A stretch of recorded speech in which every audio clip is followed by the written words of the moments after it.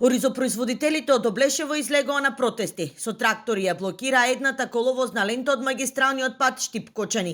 Бараат од надлежните итно решение на проблемот. Се заканија со блокирање на втората коловозна лента, доколку и понатаму власта остане глува на нивните барања. Сега дека не дојдат. Оваа блокада ќе трае. Сега гледате и сами, блокирана едната лента. Доколку не удоволат, ќе бидат блокирани двете ленти. И штрајкот ќе трае до неограничено време. Ние не тражиме апанажи, не тражиме ваучери за одмори. Ние бараме тоа што работиме да не биде платено и да живееме достоинствено, да можеме да ги сервисираме сите нашите потреби. И ние дето сакаме да ги школуваме. И ние сакаме гардероба нешто да купиме. За жал, од ето тоа нема.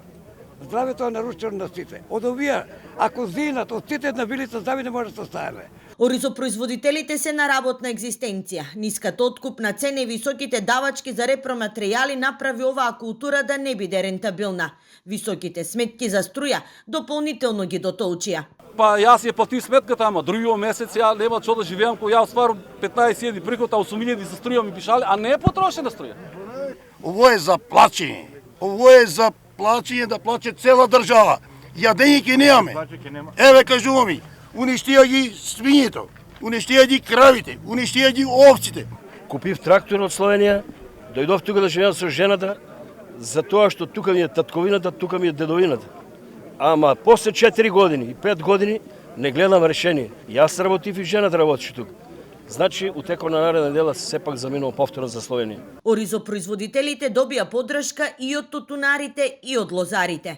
Доколку до петок не ги пуштат редовите словенци и сите за останати словенци што се на лозарите. И доколку немаме средба како здружение, макар една ден ќе ги викне оризарите, една ден ќе не викне нас.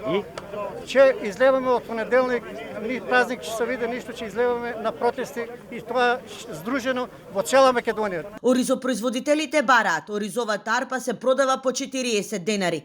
Владата да интервенира во намалување на цените на репроматеријалите, да се зголеми количината на зелена нафта, субвенциите да се исплаќаат најдоцна до овој месец, а ковид мерката да биде продолжена до 1 септември.